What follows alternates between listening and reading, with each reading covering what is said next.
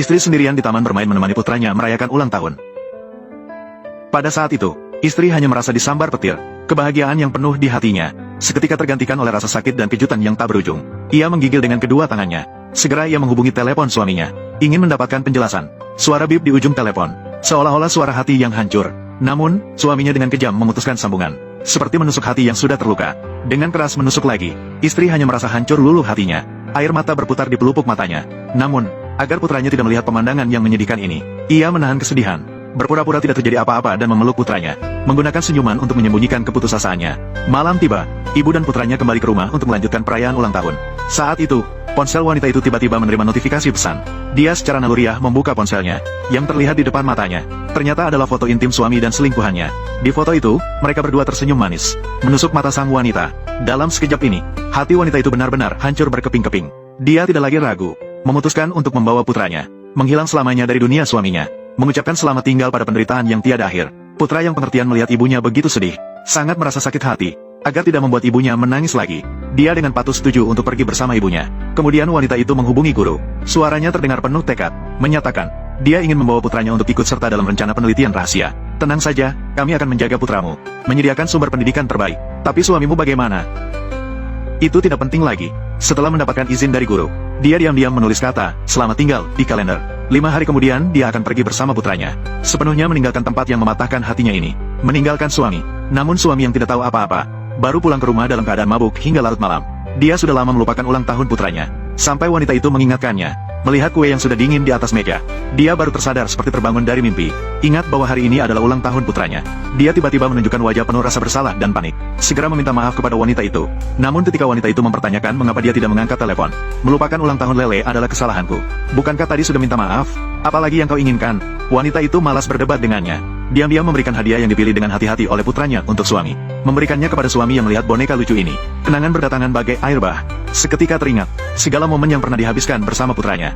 Gambar-gambar hangat itu, namun saat ini menusuk hatinya seperti jarum, membuatnya merasa sangat bersalah di dalam hati. Dia segera ingin mengucapkan selamat ulang tahun kepada putranya. Segera setelah itu, wanita itu mengeluarkan sebuah surat perjanjian perceraian. Dengan dingin memintanya untuk menandatangani. Saat itu, ponsel suami tiba-tiba berbunyi. Itu adalah telepon dari selingkuhan. Di ujung telepon, selingkuhan dengan suara terisak mengatakan bahwa listrik di rumah mati. Dia dan anaknya sangat ketakutan. Suami mendengar, seketika menjadi sangat tegang. Tanpa melihat surat perjanjian itu sama sekali, dia langsung menandatangani tanpa ragu, lalu berlari menuju selingkuhan tanpa menoleh kembali. Sama sekali tidak menyadari bahwa yang ditandatanganinya adalah sebuah surat perceraian. Hingga keesokan harinya, suami dengan tak tahu malu berkata kepada istri tentang selingkuhannya. Listrik di rumah mati. Saya berencana membawa mereka berdua kembali ke rumah untuk tinggal beberapa. Istri hampir tidak percaya dengan apa yang didengarnya.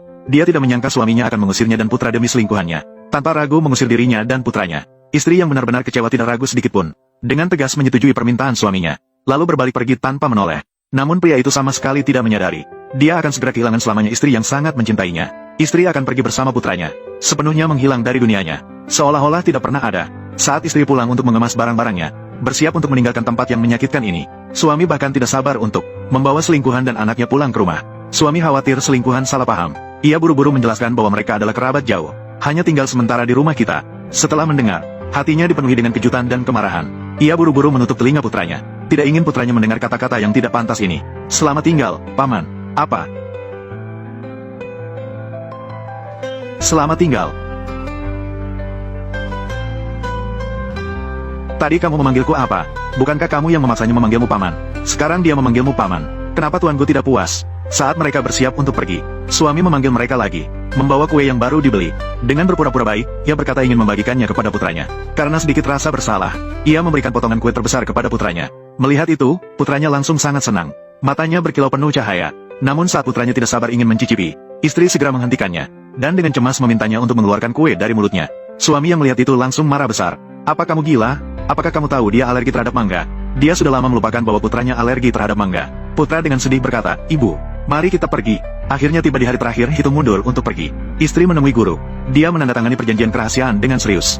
Secara resmi bergabung dengan program penelitian. Setelah perjanjian mulai berlaku besok, suaminya akan sangat sulit untuk bertemu mereka lagi di masa depan. Muka, istri mengetahui bahwa putranya ingin bertemu ayahnya untuk terakhir kalinya.